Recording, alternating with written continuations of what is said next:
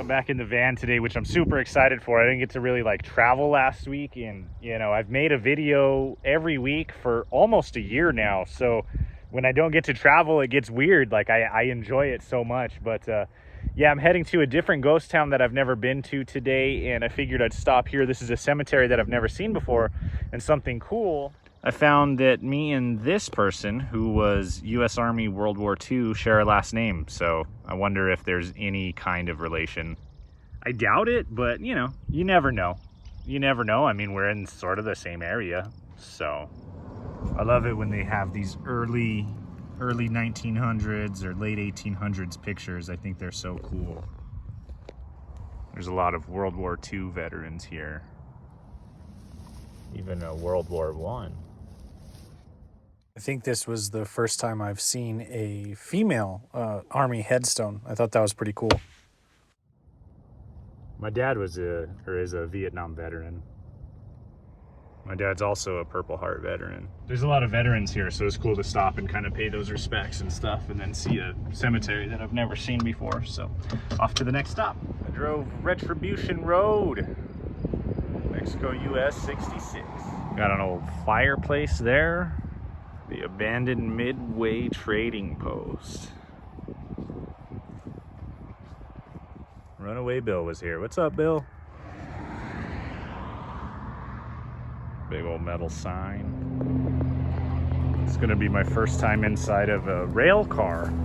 Good old Santa Fe rail yard. Rail car.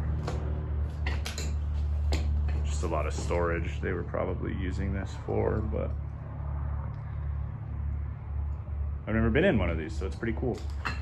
They have wood paneling on the walls. That's pretty cool. So the roof is pretty much all collapsed in at this point, except for over here.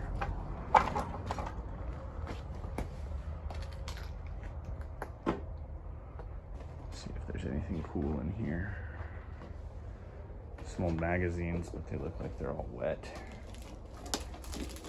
Wet and gross.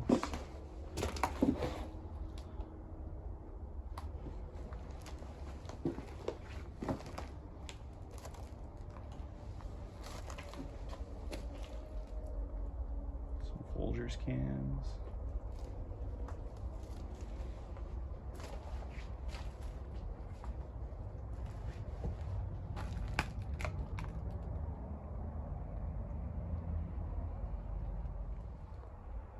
This fridge is called a dairy bar. So I just stepped on this board and this nail went right through my boot. I felt the nail poke my foot, but you know, didn't, I know it didn't go all the way through, which is good because I don't know the last time I had a tetanus shot. There's a pretty cool record player. I like that whatever the vinyl was, that's all warped now. Really cool, like, vehicle boneyard out here. Sweet van.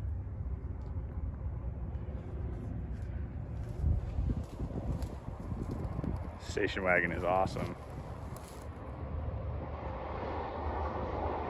Wow, look at all of this.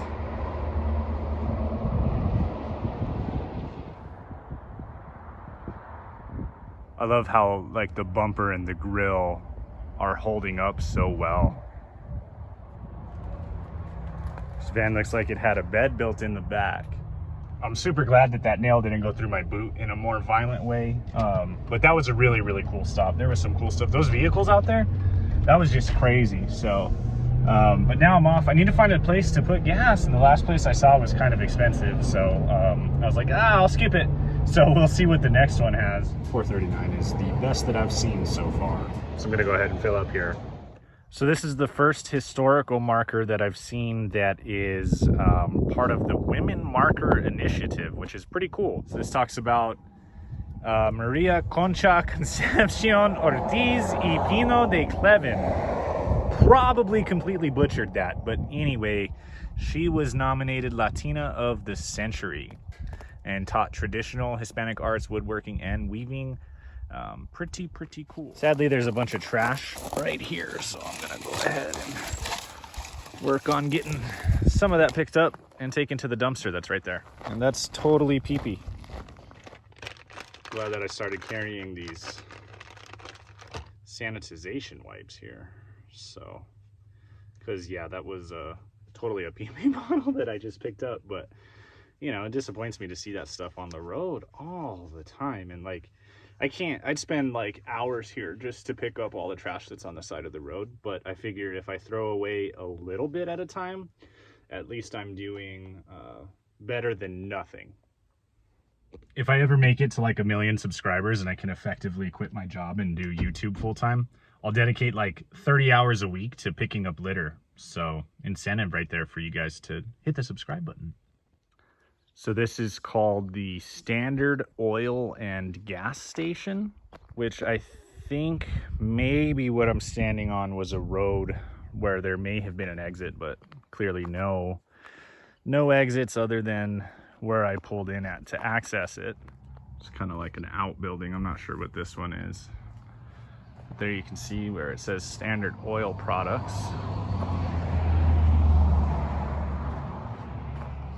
This may be an outhouse back here.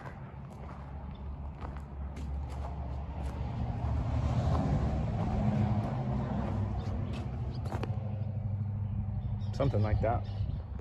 This is the back door. There's a bird's nest there, so I'm pre-warning myself because you guys have seen how jumpy birds can make me. That's pretty cool. I don't know if she's separated from her legs. The paint splotch I don't like as much as I do the actual stencil. Let's see, that's actually deep. That's actually super deep, so I'm gonna keep off of that bad boy. If it was a crawl space, I wouldn't mind, but that's a good couple feet. So let me go back around to the front and see if I can check it out from there. Obviously, it wouldn't be an abandoned building without a bunch of like trash and Bud Light and Budweiser bottles everywhere. So this is not as bad. This is like, okay, that's still a little bit sketchy, but at least if I fall through here, it's not as bad as the backside. Like a fireplace here. So somebody was just living here, I'm guessing, and then was using it as a gas station, a little pit stop along the highway here.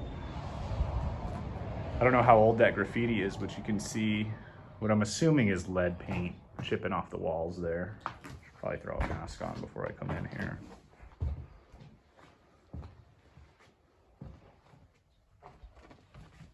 Let's see. Good old bathroom there. This part I think I'm okay on, but I'll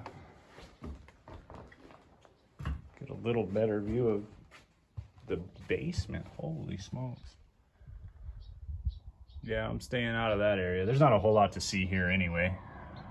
It does have like the old crank windows. Could open it up. And then I'm not sure whatever those stencils are, whatever that means. So that's definitely, it's pretty well disintegrated. I don't think that building's gonna be there too much longer, but I'm glad that I got to see it because, you know, it's a piece of history, and at some point it was somebody's probably their whole life, their main way of income and their home and all this other stuff. So I always really enjoy seeing that kind of stuff.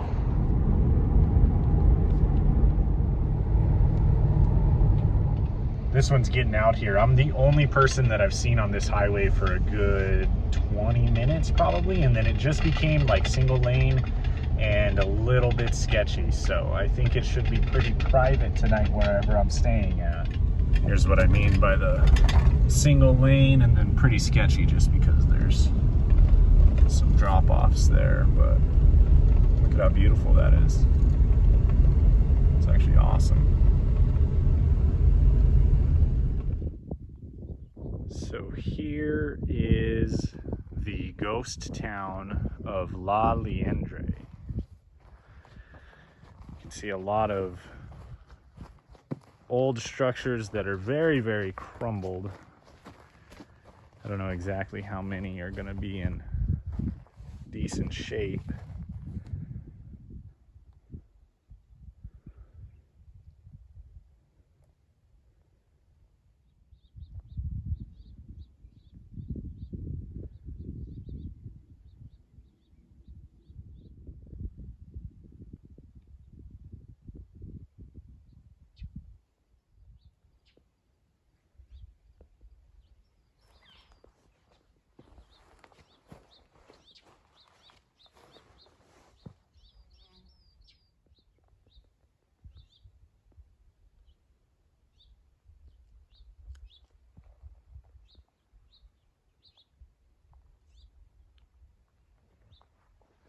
the location and the landscape here is absolutely stunning. It is beautiful, beautiful out here. There's supposed to be a cemetery. I'm gonna look for that, but I don't know.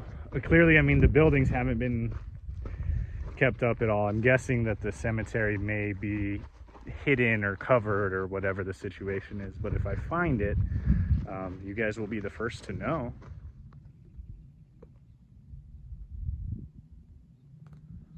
So it looks like these were actually built with like a crawl space or a basement. Some of these anyway.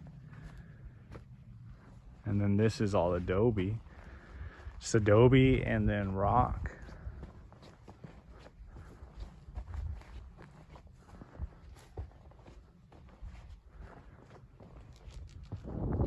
The footprint of this town is actually pretty big, so I'm still finding evidence of buildings way out here. You can see my van on the road way over there. So this was pretty big at one point. I can't even tell you how many foundations of buildings there are. What I didn't know though was that it backed a river. I had no idea coming out here that this backed a river. So I think what I'm gonna do is I think I'm gonna try to bring the van in and be real close to this river here, because that'll be nice for the night.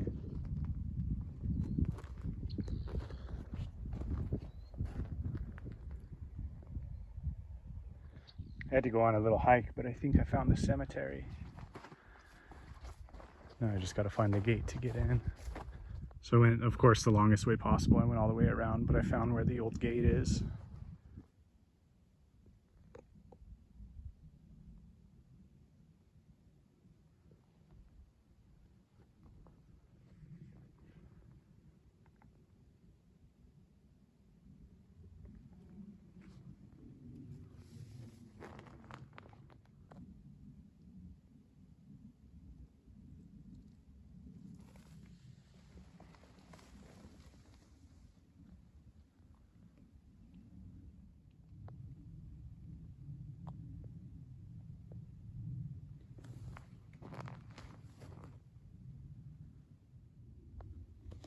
Some of these have broken off over time. I wish I could get my van even anywhere close to here, but I can't. There's no way to come up here, and this is actually, it's a good hike from where my van is. So this town at one point was very, very big, surprisingly so.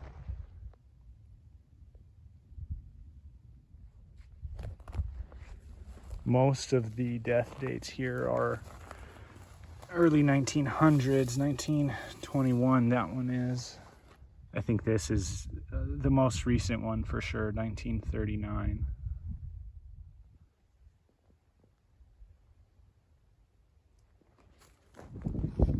There's some broken pieces of porcelain. Looks like a plate, maybe.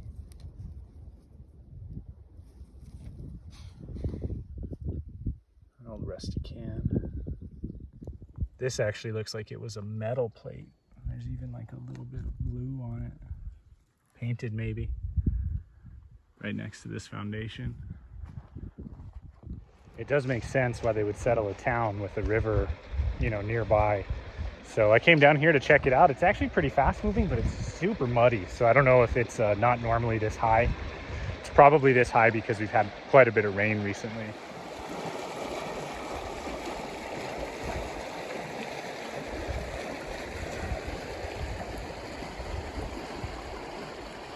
It's moving pretty fast, but there's no trees like right directly near it. It's kind of hot, so I wanted to be in some shade, but I saw this. And then directly behind it, you'll see there's like some fire pits. So I don't know what that means exactly, whether somebody uses their own land to come drink, or if these are old and somebody put that sign up. They may have put that sign up to deter people. I heard a couple gunshots just a little bit ago, which is always sketchy, right?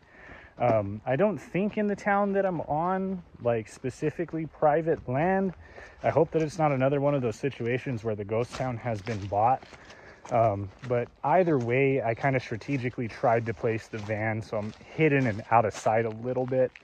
I'm trying not to make myself seen so much. So somebody did come by and tell me that I cannot stay there overnight. So they're okay, I guess, with people going to view the town and stuff like that. But you can't sleep there because I guess that it is privately owned, or it's real close to this guy's land. I don't know if it's like actually privately owned, but you know, it is what it is. So did ask me to not stay there overnight, so I am pivoting and trying to figure out where I'm gonna go stay. So this is pretty cool. Here's actually the second historic women marker that is along this route. And then this talks about somebody who wrote a book called We Fed Them Cactus, which is about growing up in the ghost town that I was just in. So that is pretty cool. So Fabiola Cabeza de Baca Gilbert. Raised on a ranch at La Liendre, Fabiola received a degree from New Mexico Normal School. She worked as a rural teacher and an agricultural home extension agent. I have no idea what that means. In the 1930s, she became a charter member of La Sociedad Folclórica. I'm so bad at this pronunciation. An author and teacher, she dedicated her life to preserving Hispanic traditions. So now I've got to read a book called We Fed Them Cactus. If you have read it, actually, so I know some of you may have read that book or have heard of that book at least, let me know how it is. Whether I sleep here or not is a different story, but I ended up pulling over at this abandoned hotel, and there's like an abandoned restaurant as well, but I'm hungry, I'm starving, so I haven't eaten all day, so I'm gonna make food, and then yeah, I may end up just spending the night here, you know, who knows. It's right off the highway, you guys can hear the stuff coming by, but at least I'm kind of like tucked back here behind the building. Somebody else had kind of the same idea. We had some fruit cocktails, some mustard. I think maybe this is more like an old shop or gas station, because what I'm standing in right now has a garage door. This is actually there's like 2 rooms in here that are set up like a hotel room, I guess. And there was that garage, so who knows what it is. This is kind of interesting. I guess this is talking about the railroad that's right behind here. So this is information for somebody who wants to hop trains, I guess. Kind of cool. Just joking again, I found a little park with some tables to try to cook at, so I'm gonna set up on here and cook there instead. Getting like, basically I got run out of that ghost town that I was hanging out in. Threw me for a big old loop. So I had to completely like readjust my plans, and that's how I ended up in this park and why I'm cooking in a park right now. But you know, the cool thing about staying in the van or the truck or whatever I do, or not necessarily like always having set plans, is that I'm always adaptable, and like I can really stay wherever. So if I spend the night in this park, I spend the night in this park. It's not a big deal. I had a lot of fun today, and I saw a ghost town, and I saw all kinds of stuff that I wouldn't normally see, and I explored a bunch of abandoned stuff. And now I am making some tacos out of carne adobada. So you can't really beat it. I'm getting to sit outside. The weather is nice right now in the shade. So yeah, even though I got thrown for a loop, still definitely going to make the best out of it, and looking forward to having this meal.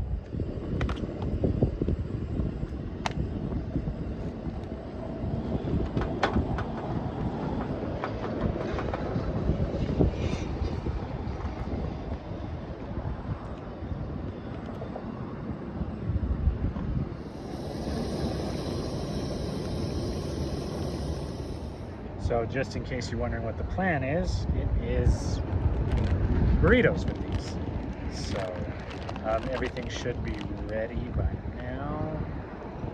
And I did try some of the carnitas, and the red chili on it was really, really good. So should be pretty decent.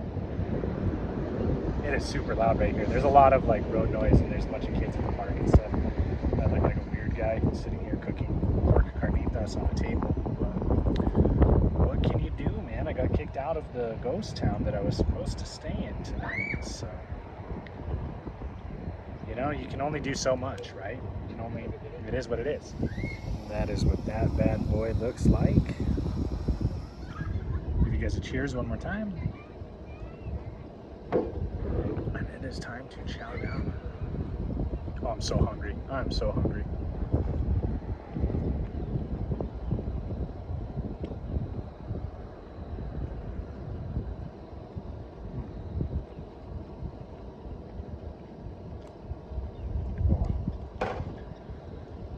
That's hitting the spot for sure. Yeah, it's delicious.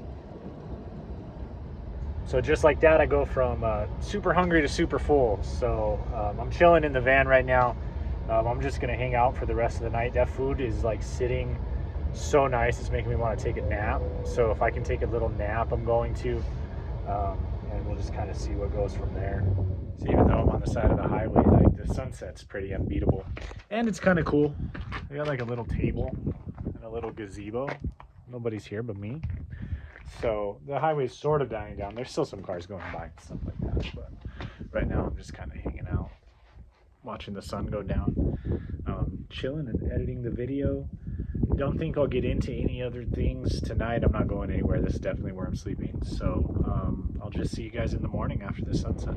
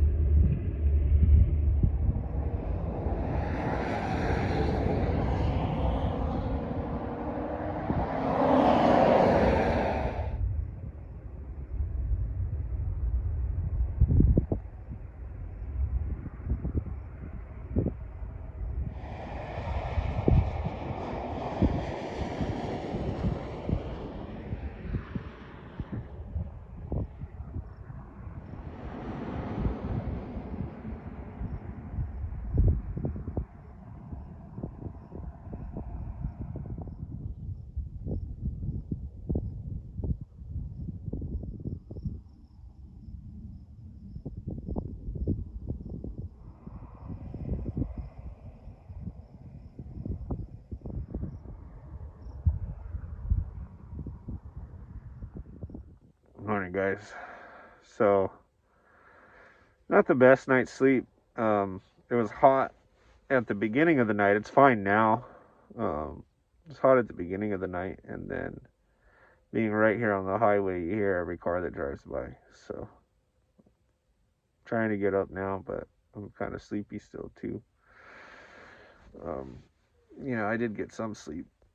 There for a while, it did settle down with the traffic, which helped, and then it cooled down enough in the van to where it was nice. It's kind of funny because all winter, in the truck, I was using candles to stay warm and all this other stuff, and I slept better in like -5 degrees than I do in 80 or 90 degrees. So go figure. So I'm pretty happy I found a different flavor of this. Normally I think it's like a vanilla, and this one is rich mocha, but it's the Black Rifle, which is the brand that I really, really like, and it's the veteran owned one, which is cool.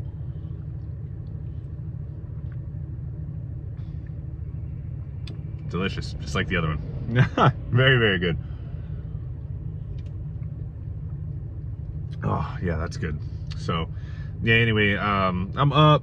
I'm gonna start driving, and then if I see anything along the way, of course I'm gonna film it whenever I run into it. So I've been to 2 cemeteries in this video, and in that, paying respects to all of those people who have died and their loved ones and all that other stuff.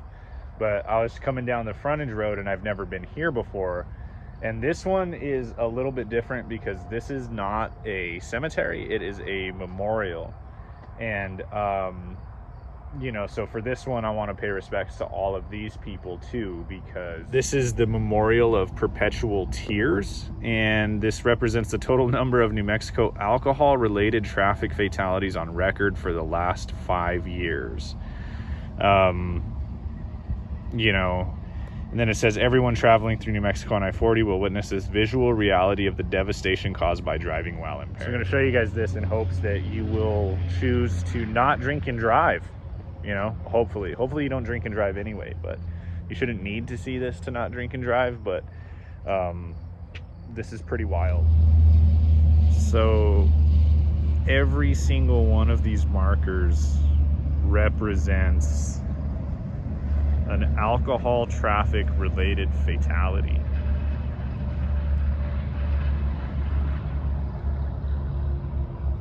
This is like a sad video. I'm sorry I made you guys watch this one.